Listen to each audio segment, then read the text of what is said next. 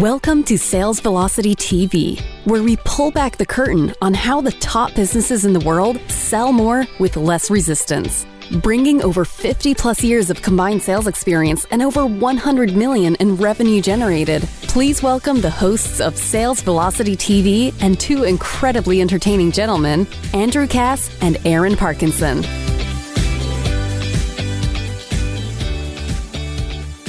Welcome back, everybody, to another episode of Sales Velocity TV and Radio. I'm Andrew. That's Aaron, and we're talking about the 5 things that will destroy your sales conversions. However, they're very unnoticed in a lot of cases, Aaron. They're oftentimes things going on that you don't often see. We're going to show you how to see them. I think visibility is a big thing in the sales process today, so you can undo this potentially in your business. How are you, pal? I'm doing amazing, man. And today's topic's really going to revolve around when you've got a piece of your sales process. There's multiple pieces to your sales process, right? But what we're really talking about is when a body communicates with another body. When you've got either you are doing the selling or you have salespeople doing the selling or whatever, the 5 common mistakes that we see that cause people to lose sales. The word that we like to use is make more sales with less resistance. Mm-hmm. We're going to talk about things that cause resistance and how to overcome them today. But before we dive in, it is a beautiful. Bring your mic a little closer. You're a little soft. Yeah, you want more mic? Tiny bit. How's that? Oh, babe, that's good. That's good. I don't want to get it so close that I bump it. What were you gonna say? And then it starts making weird sounds. Yeah, it echoes. It is a beautiful Friday in May. I am seeing the world finally wake up. The dominoes are falling. If you're in a place right now where you are not making sales, you are missing the boat. There is so much money that's been flooded into the economy. We just met with one of our clients yesterday. This time last year, $80,000 a month. Just met with him yesterday, $4 million first quarter, 10x plus increase in sales, great product, great service, great process, doing all the things that we talk about on this show. We've got our private coaching group, 4 weeks in, they're popping leads in sales, never done it before. If you're not capitalizing on the momentum, you and I have talked about this before, the last example of what we've been going through over the last year was the Spanish flu, right? And after the Spanish flu, it was the roaring 20s. There was so many businesses launched. The post pent up, right? The post pent up. People are dying to travel. They're dying to, they've had such a miserable year that they're kind of like, you know what? I'm willing to gamble. I'm willing to risk. I'm willing to start a business. I'm willing to buy. I'm willing to take a loan to upskill myself. I'm willing to do all of these things. That I'm just seeing it flooding in, like I haven't seen in a really long time. Yeah, it's good. And we did an episode on this a few episodes back. I don't know the exact one, but if you go to salesvelocitytv.com, we did a how to build your business in a post-COVID era. And we went totally off the sales training path. And we went into what are the things you're going to want to look at. Because we like to get in front of trends, right? So The important thing about being a really successful business owner, entrepreneur, an economist, this is how they make their living, is how do we get ahead of trends so we can capitalize on trends? And if you're not constantly reading and studying what's going on, and you don't just get your news from the mainstream media, but you go and you get independent resources, you go and you do the research, you read the books, and you understand history, then you can really make some strategic decisions. The problem today with what you just said, Aaron, is most people are just living like day-to-day in fear with this whole COVID thing. And they're getting their science and their news and all their research from the mainstream media, which really kind of only reports on what meets their narrative. So they're like, absolutely. So it almost makes people a little bit stuck. So what you're saying is exactly right, but you're going to have to disconnect from kind of the fear-based media that's taken root in this country, at least in the U.S. I think it's worldwide, actually. I don't even think it's in the U.S. It's worldwide. Like, right? I'm seeing what the mainstream media is trying to pump out right now, and they're talking about lumber prices increasing and gas prices increasing, and they're talking about, Bitcoin crashing and blah, blah, blah, blah. You got to remember that all news is sold on a negative emotional aspect because that's what gets the clicks, right? You know why why things are going up in price? Because there was $17 trillion helicoptered into the marketplace. Do you know what that means? People are flush with cash. Do you know what happens when people are flush with cash and they've been pent up in a house for a long time? They want to buy services. They want to buy services. They want to start busining business. yours? Right, exactly. Are you listening to the doom and gloom, or are you looking at the other side of the coin, which is that there's this massive, massive push of money into the economy right now, and you could be taking advantage of it. And by the way, you should be listening to doom and gloom also, because the intelligent, pragmatic mind understands risk and understands being overly cautious, and they understand regular news and they understand alternative news, and they kind of go in the middle and make a decision, but they don't get crippled. And I think one of the biggest things outside of sales that we like to talk about on the show is, how do you build momentum? How do you build speed in your business? How do you not get crippled by narratives and by media? And how do you figure out a way to blaze your own path and really sell more with less resistance? Because at the end of the day, as a business owner, you've got to be constantly figuring out a way to make new sales, different sales, add new products and services to the mix based on what your customers and prospects Tap into want. new audiences. So you constantly got to be adjusting. And today, with all the media coming at us, it's really easy to get crippled along the way during that momentum. I have to work really hard, and I know you do as well, to block a lot of that out. Sometimes it's hard. You got to block out, especially today. We have a lot going on politically, economically, health-wise, and that can really derail our creativity. And it can really derail the enthusiasm, the excitement that you want to bring to your business every single day. So you got to be really conscious and careful of what you allow in. And you got to make sure you're allowing it in from multiple sources, mainly from independent sources that aren't financed by an agenda. Different topic for a different day, but it all leads back to, how do you function at a high level every single day? Yeah, and the reality is, I'm just seeing the positive, right? And maybe it's because I opt out of the negative stuff. Yeah, you're great at that. You know, I opt out on every level. I opt out of family drama. I opt out of You can only news opt out of so drama. much family drama, though. Let's be real. I opt out. I'm out. You got to be in there once in a while, like dealing with it, right? You have 3 kids. Come on, you're not opting out of family drama No, all the time. even with my wife, and I'm sure this happens to you as well. You ever have your wife say to you, "Oh my God, this terrible story. You got to read this." I go, "Don't want to hear it." I just stop. No, I'm a little nicer to my wife than you, I guess. I just don't. Right? It's not going to You heard serve what I said? What's that? I said, no, I'm a little nicer to my wife than you, apparently. Well, apparently, but Kidding. I'm an emotional guy. I don't want to read about how some that's the thing. You're died not. in some train wreck. You're not an emotional guy, which is good. You're like the best example. I know you're probably as long as anyone. You're the best example of, like, no peaks, no valleys, no peaks, no valleys. You stay even keel. It's really hard as a human to not go really high or not get really high or get really low. I remember playing football in college. Sometimes the things coaches say stick with you forever. Yep. Right? You know that, right? As an athlete yourself. Yep. And I always remember at the end of practice, it was kind of like, it got really old. As a young guy, you're like, why do they keep saying this every day? But as an older guy, you realize because they were trying to drill it in. Repetition, right, builds, retention, right? And he would always say, guys, no peaks, no valleys. Don't get too high, don't get too low emotionally. Stay in the middle and perform. And it was like, okay, yeah, you can really get excited and flip out on the upside, or you can get really low and down and not perform. But if you stay in the middle and you find a way to no peaks, no valleys, you can really be effective and not get pulled in either direction. It's very good advice. And you know what? One of my favorite quotes is very, very similar to that, and we talk about it all the time.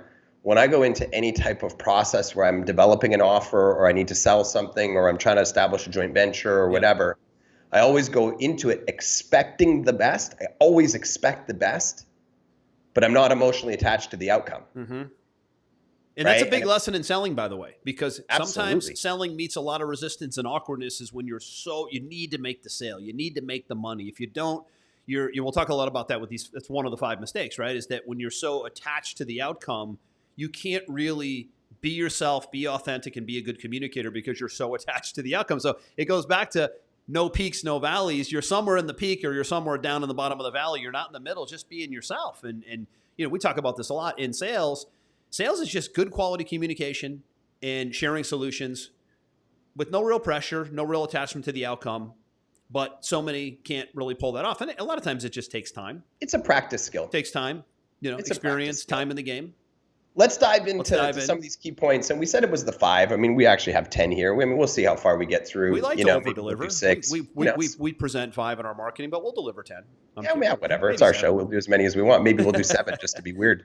Right.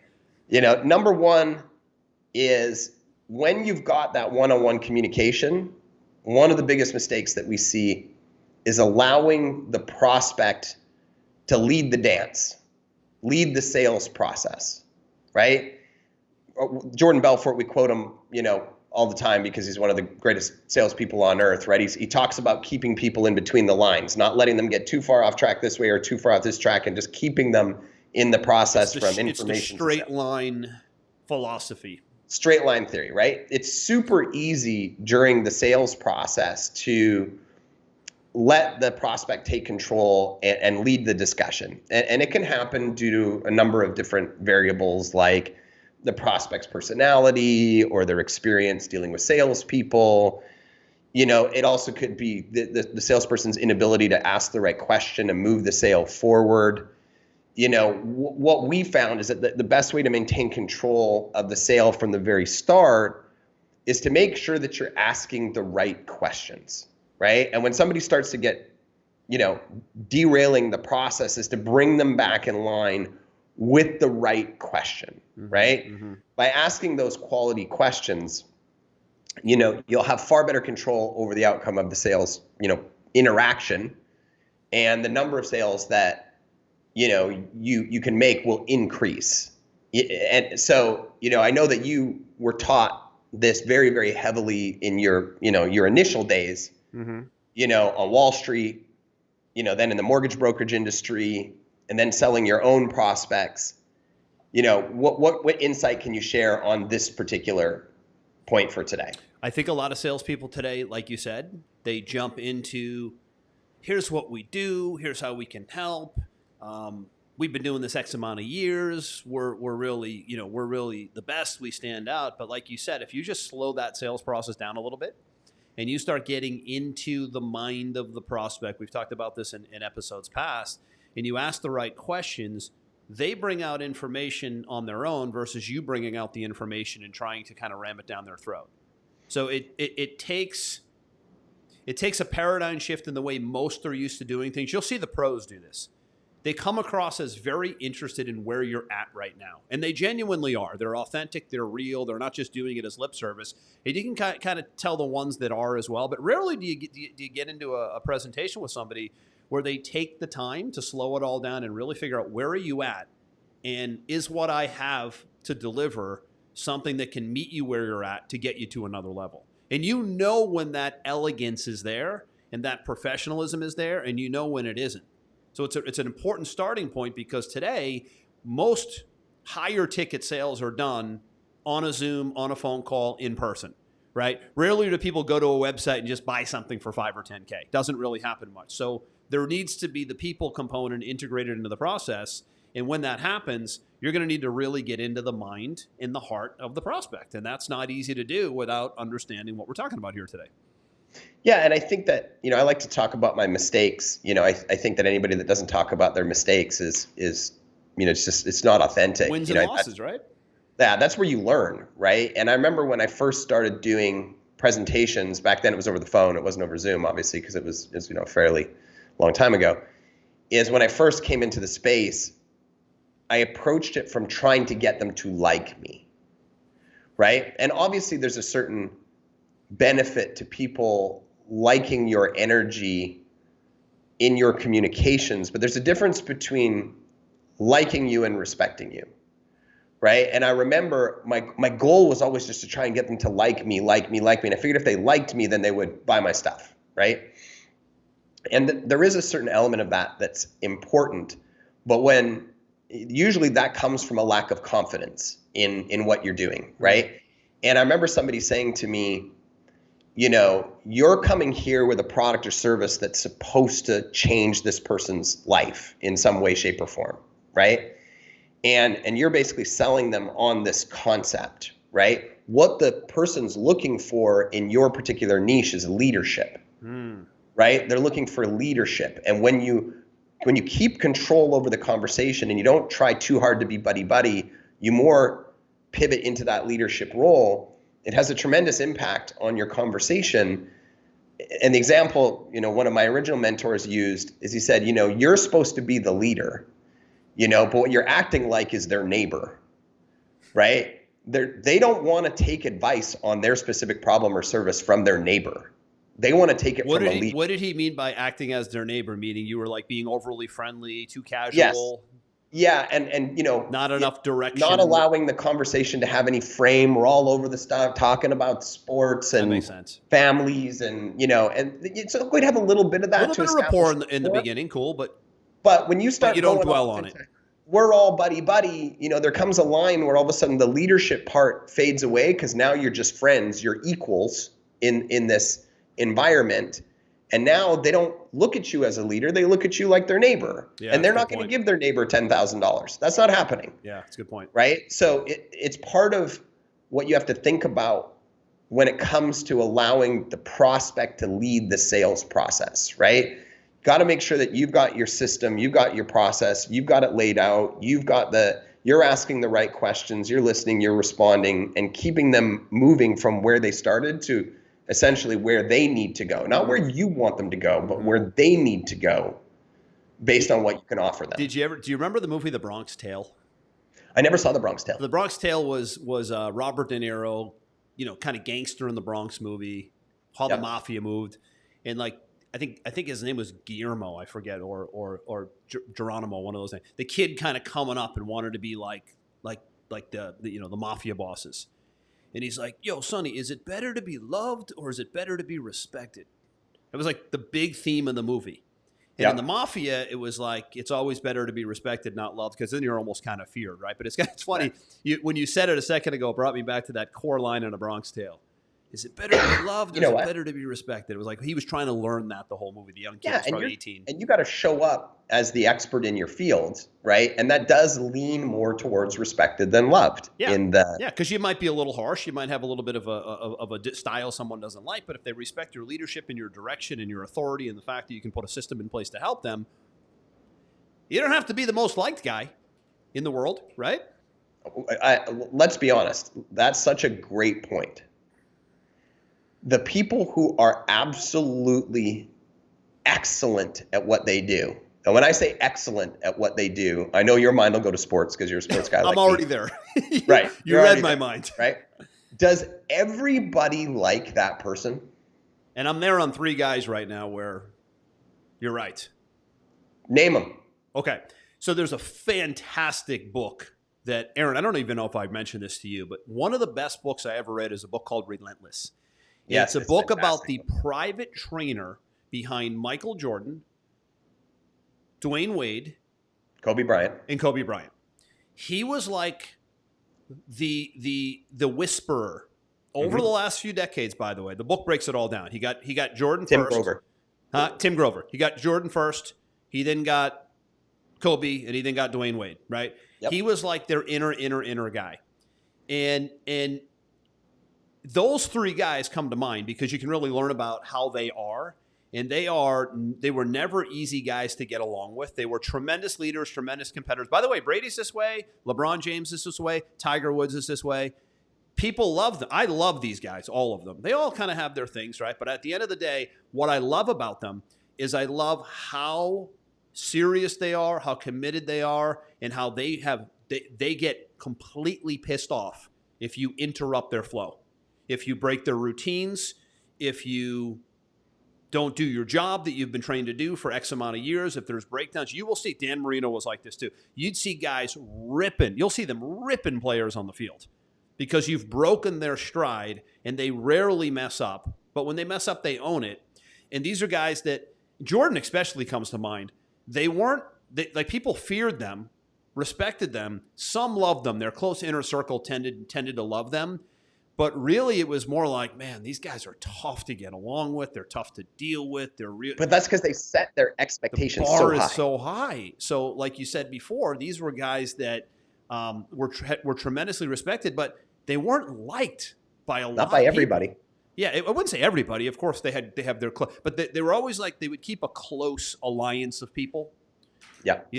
But for the most part, it was like, man, it was a love-hate relationship with this guy for a long time. But we won and we performed and we have championships and we made big money. So that was the result they were all after. But those guys that are high drivers like that, they're really difficult to deal with. Their trainers have a hard time dealing with them. So Tim Grover would come in. The book is amazing. Tim Grover would come in and really kind of He's got a new book now, too. What's that? He's got a new book now, Does too. he really? I saw him speak live a few years back. But the fact that he got in, he was a close confidant to these guys, and you can see in the book that they were drivers and tough to like. Right? So it's, there's commonalities. Tom Cruise is like this, by the way. Almost impossible to work with, but the level of excellence when you get onto a set with him and he's part of the production and the script, you're getting ready for a multi-$100 million blockbuster. And and this is the thing, when somebody's playing at that level, they have that level of expectation. They know their craft inside and out. They know they're going to deliver a great service. Right, they have a lot of control over what's happening. Yeah, They're not they everybody. like control a lot. Right, and that's kind of what I'm talking about. Is you got to keep that control, and outside of sports, you'll see the same things. CEOs. Head of Amazon, head of Apple, head of Tesla. I can go on and on and on. Right. Yep. Loved by some, not loved by others. If you're looking to be loved by everybody, let me tell you right now, don't be an entrepreneur. Yeah, or don't be a business owner. Don't look to go up the C-suite ladder. Don't look to be a CEO, because the animosity or the criticism along the way will derail you. And that's a commonality in all these guys. Sports, entertainment, business. Those are the three pillars, right? Where you'll find the highest level producing people, very, very wealthy people, and very, very committed, focused, disciplined, and they get aggravated fast. I mean, Steve Jobs comes across here, and you got to, if you read the Steve Jobs story or you watch this documentary, Steve Jobs looked on the surface like he was this calm, chill. I'm going to release the iPhone. He was very because he had good stage presence. Right, that was his branding. Animal to work with if you go deep into it. I mean, he was a really difficult guy to work with. So again, back to the sales process part, you have to be in a position where you're okay pissing some people off along the way, and maybe your team getting a little aggravated along the way, because you're so hell-bent on the results, and everybody wins with the results because the team results wins, of the client, the results of the company, your personal results. So it's commitment to the result, which can sometimes cause a little agitation, can sometimes cause a little animosity, but hey, big deal, right? You just decide how you want to play. Yeah, you and I, and this is where we're going to end up going 20 minutes on the first one. Apparently, we got to pick. My fault, man. We're going to do two. Two analogies. You and I just hired an amazing new sales manager for one of our companies. Yeah. And the thing that we liked about it the most is that he came in and said, I think we should do this, and I think we should do this, and I think we'd make more money if we do this, and I'm going to jump in and I'm going to show you. And you and I were like, perfect. This is a guy who wants to control his domain. He wants to get in there. He wants to get results. He's not somebody that we have to babysit and coddle and all that kind of stuff. And he's controlling the situation, right? He's going to control the sales process. He's going to control the customer interaction. He's going to control. That's what you want. You want somebody in that space. And by the way, I was talking to a client yesterday. He's trying to find that kind of caliber person or two in his business, has a $2-3 million a year business going to 10. That's his trajectory. And it's like those A players are hard to find. Those A players come in and they like to shake things up and they like to create a little bit of turmoil, because sometimes when you break things and then rebuild them, they're built better. Those people are hard to find. But in your business, they want to own it. They're passionate about it and they're proud, right? So point number one, really all about leadership and I think cadence. Right, there's a cadence to that presentation where not only are you taking time to get to know the prospect, but there's a cadence in your process. You mentioned the straight line thing with Jordan, where you stay down a very regimented path and you get them to the finish line to yes or no. Really, what's number two? Number two, you did not do your research, and this has two pieces to it. Ooh, a little bit of negligence here, right? Right. Number one, baby. Didn't do your research on your own product or service, right? That's number one. On your own? Geez, you don't even know what you sell? It happens all the time, right? And usually that's the fault of the owner. Yeah, I was going to say, It's a process problem, right?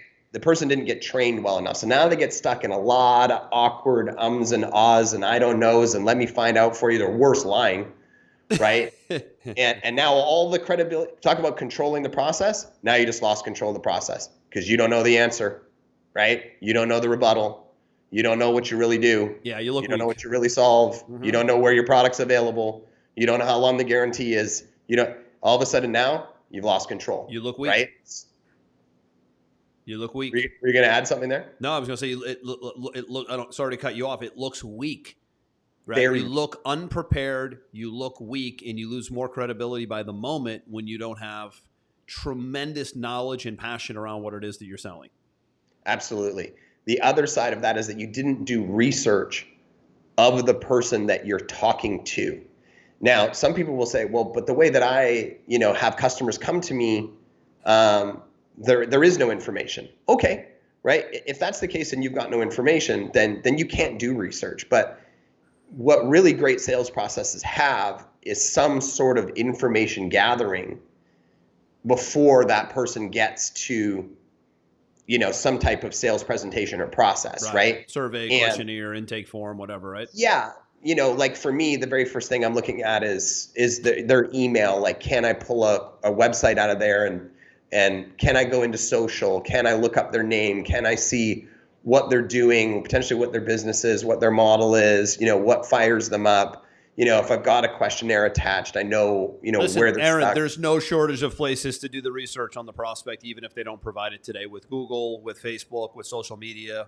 I mean, absolutely. Like just having name and email alone, you should be able to do check some the website. What are they about? Where do they come from? Or, they're on Wikipedia. I mean, there's a million ways to take 10 minutes and go, okay, my prospect, John Smith at 4:00 today, seems like he owns a big company. Maybe he's a CEO. Maybe he's not. Maybe he's just a small-time entrepreneur. But there's no doubt I can learn a good amount about him if I take 10 minutes to do it.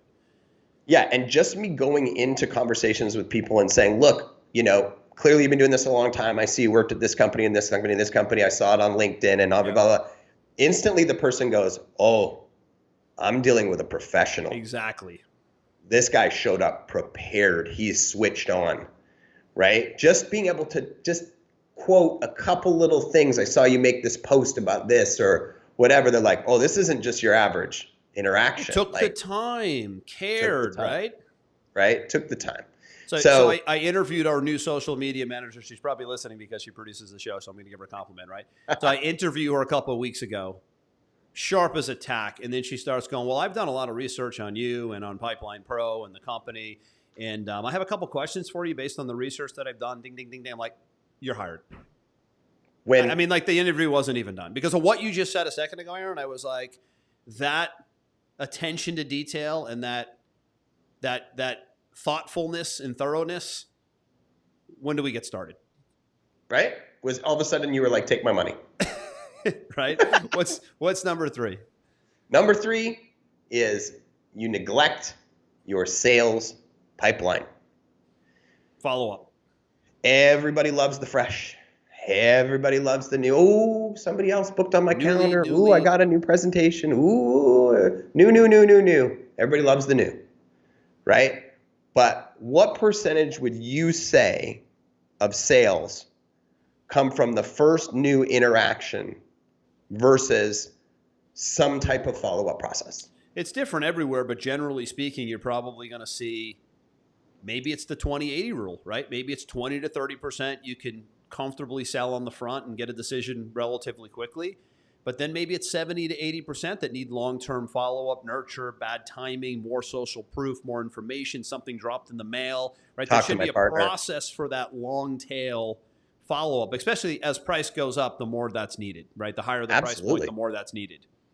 Absolutely. And so many people neglect it.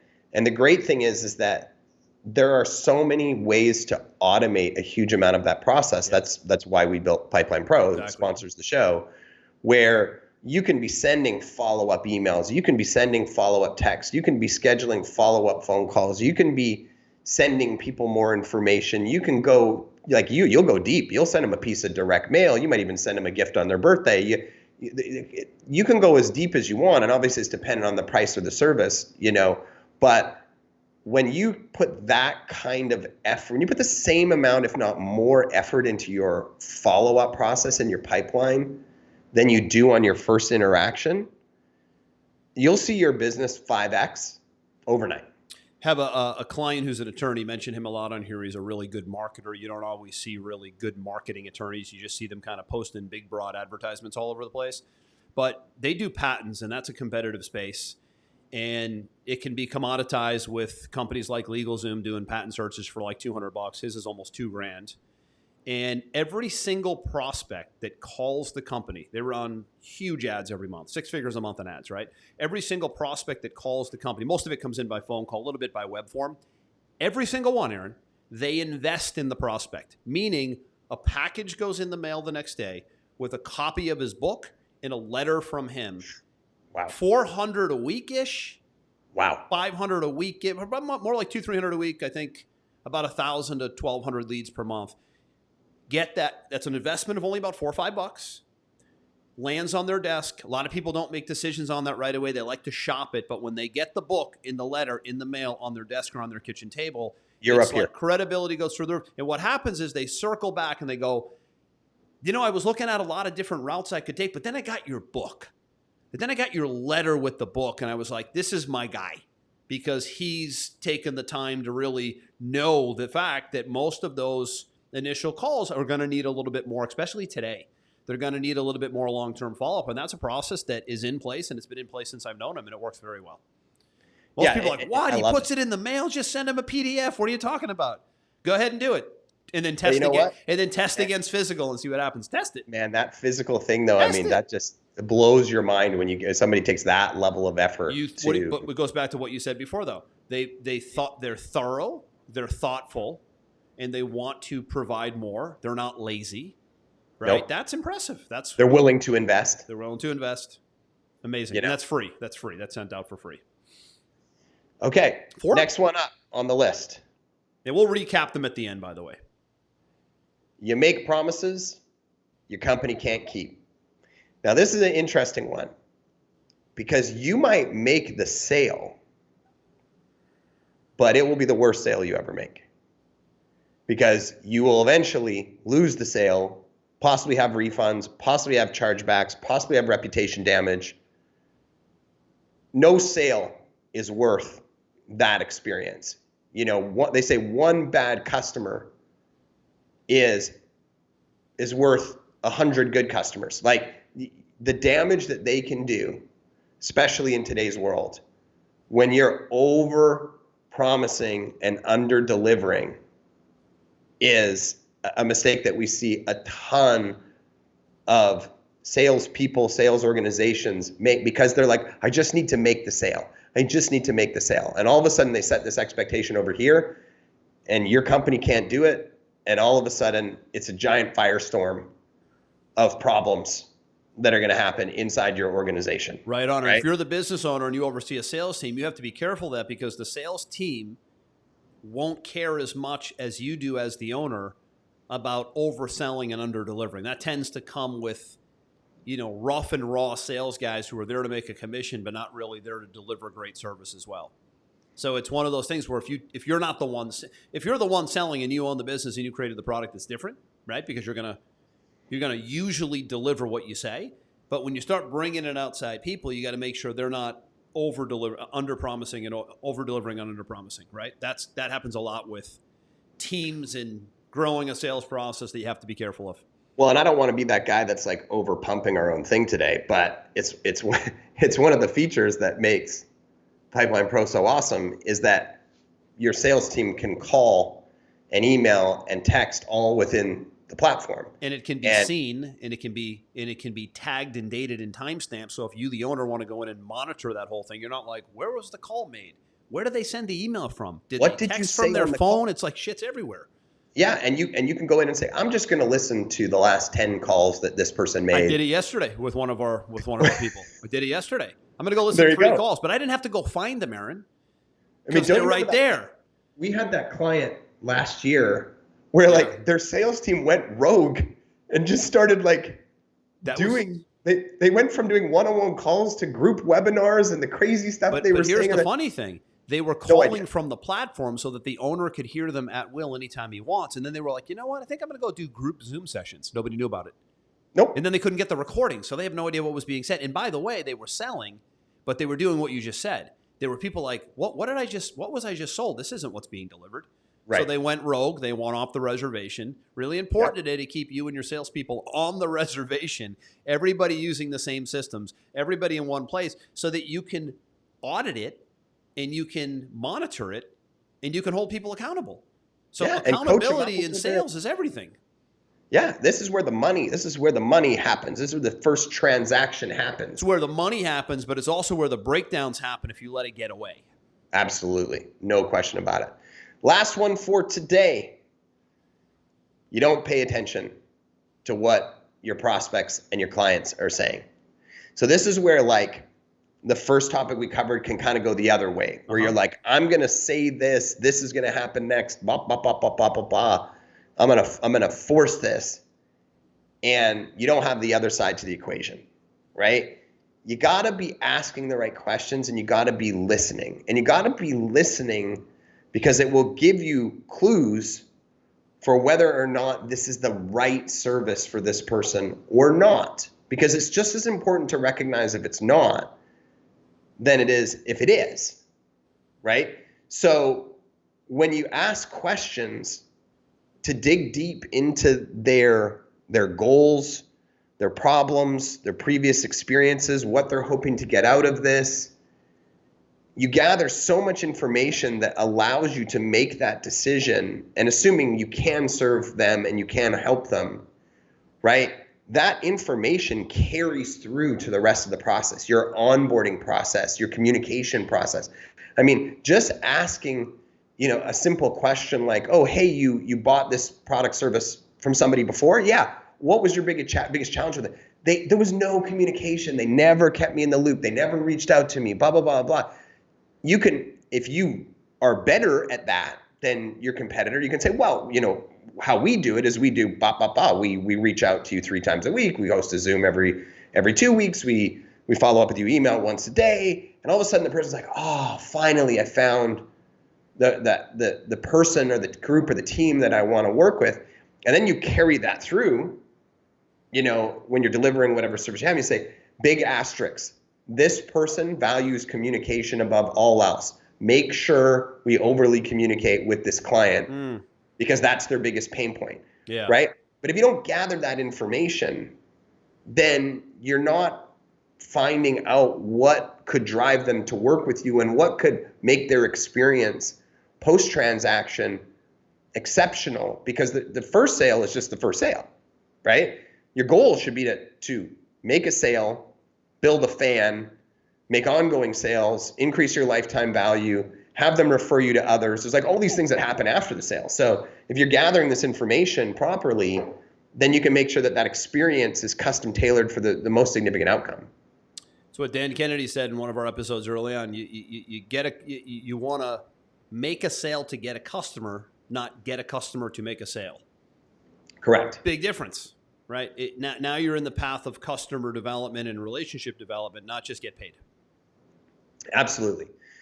Those were our 5 for today. Andrew, anything you want to add to those? Did you have a bonus? Was there a bonus? We have a bonus. Don't you have bonuses? I have bonuses, right? Let me pull up one of the bonuses. There might be another one outside of the 5. So. All right. We'll put one that seems obvious, but you fail to ask for the sale, right? I mean, it seems overly obvious.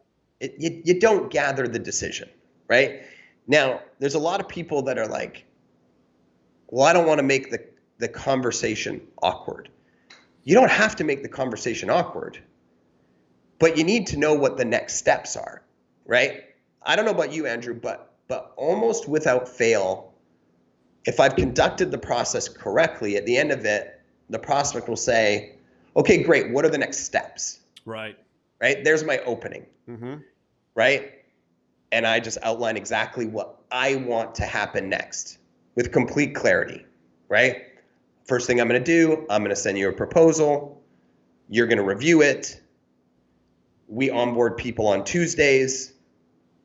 Do you want to get started on this Tuesday or the following Tuesday after that? Notice I didn't say what day do you want to get started or like what month or what, do you want to get started? Or what do you think? Right. No. Do you want to get started on this day or do you want to get started on that day? Oh, I want to get started on this day. Okay, fine.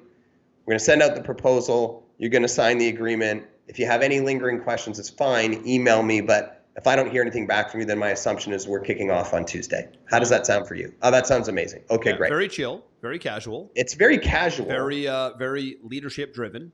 But I've been very clear on what's going to happen next. You're going to get a proposal. You're going to review it. You're going to start on this day. If you have any questions, send them to me in the meantime. But otherwise, the expectation is it's rock and roll. Here's the other side of that. The other side of that is if you are ready to move forward, here's what that looks like. Sure. Ding, ding, ding, ding, ding. What you just said. How does that sound? Absolutely. And everybody has a, feel your it's way. It's not this, Aaron. You'll laugh. It's not this. So which credit card do you want to put that on? The Visa or the MasterCard? You know what? That's that like works. 80s and 90s selling, right? It does work for some people, and God bless you. It just makes me laugh. It's so awkward. It's a little novice, but it's funny. I mean, it's not elegant, right? No. Like you talked about before. And the reality is if you're talking about a $20 item, if you're selling roses that you're going to ship to somebody's house, that's absolutely the right question. Which credit card do you want to put this on today? Tell you a funny story. We're back in the brokerage business. I'm a young kid training in the investment banking business at the age of 21, 22, I forget which. And that's on the phone, a lot of dials, pretty much hardcore selling, needing to get decisions. There's no like follow-up and all that back in the day. And the pitch was this. At the end of like this whole pitch on a stock or something, it was like, so how do you want to title that account? In your name or in the name of the company? There was no like, what do you think? Nope. There was no like, are you ready to do it? It was, how do you want to title the, it just makes me laugh to this day. It's so funny. This is, 30 years ago. It was option A or option B. There was no option C in the conversation. But it's almost so arrogant the way it's said, right? Yeah. And I mean, title this account. The name for me, I've just found like the average person with me is making a $40,000 decision, right? For me to say, what credit card do you want to put that on today? Like it's a little sleazy. Yeah. You got to align your clothes with your industry and your price point and whatever. Yeah. But you should be able to feel your way through the process in your languaging to see where there's resistance and how you can overcome it. And you keep modifying your stuff based on the feel that you get back, right? You test something, the feel, did it work? Did it not work? Okay, in, out, boom. And you get to the point where for me now, it's so flowing and it's so easy. And my customers, there's never any resistance. And selling becomes fun. Selling is super awkward for people that don't know what we talk about on the show. Selling is always met with resistance when you really don't take the time to understand the dynamics of it, understand how to do a presentation that is elegant, how to ask the right questions, how to move people to a decision. A lot of it people are kind of going rogue, and they're just letting the conversation go where it goes, and it's just very loose. And when you structure things, it becomes more comfortable because you have a framework. And people don't feel as stressed or awkward because you're moving in all kinds of weird directions. It's something that doesn't happen overnight. It's something that you have to train yourself into or your team into. And I would always recommend that you listen to you or you listen to your sales team on how they carry the conversation from front to back, because some people lose control quick. Others are really good at taking a leadership position and keeping people on track and ultimately not wasting their time or yours. Absolutely. So good stuff here, man. We got the 5 with the bonus 6, things that will kill your conversions if you let them. Sometimes people are unaware of them. They're unconscious to them. They're doing them and they don't realize it. You have to become very aware as a business owner, as a sales professional, as an entrepreneur. You have to create an incredible awareness of what's happening at every stage of your sales cycle, because a lot of times if you don't, you're doing something that could kill conversions and you're doing it unconsciously. So the more conscious you become, the more aware you become, the better you become. And then you get to do more with less, right? You can actually close more deals with less leads when you're really diligent and deliberate about your process. Absolutely. Where can people check out some of our previous episodes? As always, visit salesvelocitytv.com. You will see all of our episodes there by TV like this if you're watching on the show, and you'll see all the ways to download it on all the big podcast networks like Apple and Google and Amazon and Stitcher.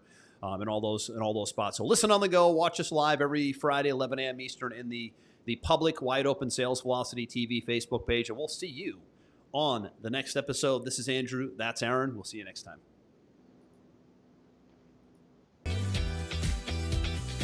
We hope you enjoyed this episode. Sales Velocity TV is powered by Pipeline Pro, the ultimate all-in-one sales pipeline management and marketing automation platform that makes all others obsolete. And we can prove it. Take a tour at gopipelinepro.com. See you on the next episode.